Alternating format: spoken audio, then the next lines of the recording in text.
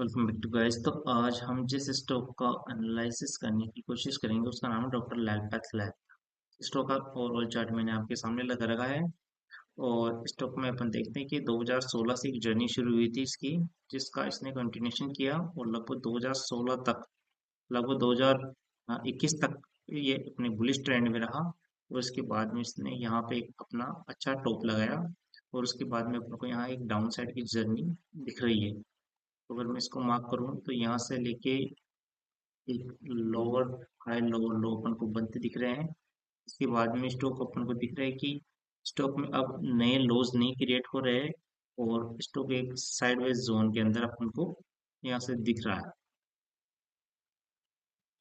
Price action के अंदर जो अपन को ये एक लो यहाँ से दिख रहा है, इस जगह पे अपन को एक नया लो दिख रहा है। उसके बाद में फिर से एक नया लो लगता है जो लगभग उसी के बराबर लगता है और फिर से एक नया लो लगता है जो प्रीवियस लो से थोड़ा अपसाइड में कंसोलिडेशन करता हुआ हमको दिखता है। तो अगर अपन इसको उस लाइन चार्ट में देखें तो अपन को यहाँ पे दिख रहा है कि जो एक डाउन ट्रेंड था उसके बाद में अपन को दिख रहा है कि यहाँ एक हेयर एंड शोल्डर पैटर्न अपन को बनता हुआ दिख रहा है। अगर मैं इन सबको हटा दूं यहाँ से, अगर मैं आपको लाइन चार्ट में दिखाऊं तो ये चार्ट कुछ ऐसा दिखता है। और अपन को यहाँ डाउन ट्रेंड के बाद में क्लियरली शो हो रहा है कि यहाँ पे एक शोल्डर लगा और फिर ये हेड और फिर यहाँ पे एक शोल्डर और फिर इसने इस जगह का यहाँ पे ब्रेकआउट कर दिया। तो क्लियरली अपन को दिख रहा है कि यहाँ से अपन एक यहाँ पे हेड, यहाँ पे एक शोल्डर और यहाँ पे एक हेड और फिर से यहाँ पे एक शोल्डर अपन को लगता हुआ दिख रहा है। और इसके बाद में इसने इसका ब्रेकआउट कर दिया और ऊपर की तरफ एक अच्छी मोमेंटम करी। अगर मैं आपको इसमें थोड़ा क्लियरली दिखाऊं तो इसको मैं वीकली चार्ट में कन्वर्ट कर देता हूँ। उसके बाद में देखिए आप, अपन को यहाँ बिल्कुल क्लियरली शो हो रहा है कि यहाँ से डाउन ट्रेंड के बाद में यहाँ एक अच्छा हेड एंड शोल्डर पैटर्न दिखता हुआ इस स्टॉक में दिख रहा है। और इसका जो ब्रेकआउट है वो भी हो चुका है। और उसके बाद में जो ये इसका प्रीवियस यहाँ पे अपन को दिख रहा है कि यहाँ पे एक पहले सपोर्ट था जो बाद में रेजिस्टेंस की तरह अपन को वर्क करता हुआ दिख रहा है। तो जैसे ही स्टॉक ने हेड एंड शोल्डर पैटर्न का ब्रेकआउट दिया, ये सबसे पहले अपनी उसी रेजिस्टेंस के पास में जाता है और वहीं पे लगभग एक छोटा सा डबल टॉप का पैटर्न लगाते हुए वापस आता है।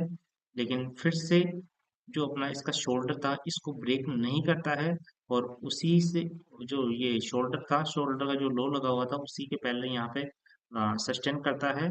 और इसके बाद में फिर से वापस से इसी जो नेकलाइन थी इसको क्रॉस कर देता है। तो जो ये हेयर एंड शोल्डर यहाँ पे पैटर्न बना हुआ था वो अभी भी सस्टेन कर रहा है। अगर ये इसी के नीचे जाके क्लोज दे देता तो फिर ये पैटर्न जो फेल होता वो अपन को दिखता।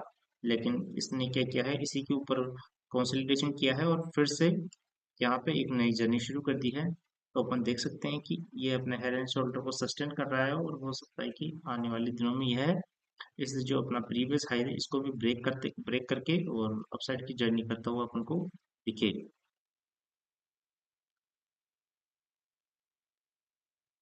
तो प्राइस एक्शन अपन आसानी से समझ सकते हैं अगर अपन स्टॉक को अगर थोड़े बड़े व्यू में देखें।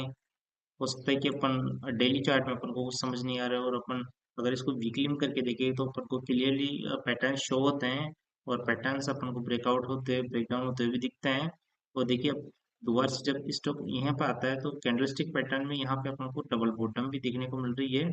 इसको अपन पियर्सिंग कैंडल बोल सकते हैं और ये एक बुलिश एंगल पे कैंडल है और यहाँ पे डबल बॉटम बना के स्टॉक वापस से अपसाइड की अपनी जो यात्रा है वो शुरू कर रहा है। और हो सकता है कि अगले कुछ महीनों में अपन को ये हाई भी इसका ब्रेक होते हुए, ब्रेक करते हुए ये दिख जाए।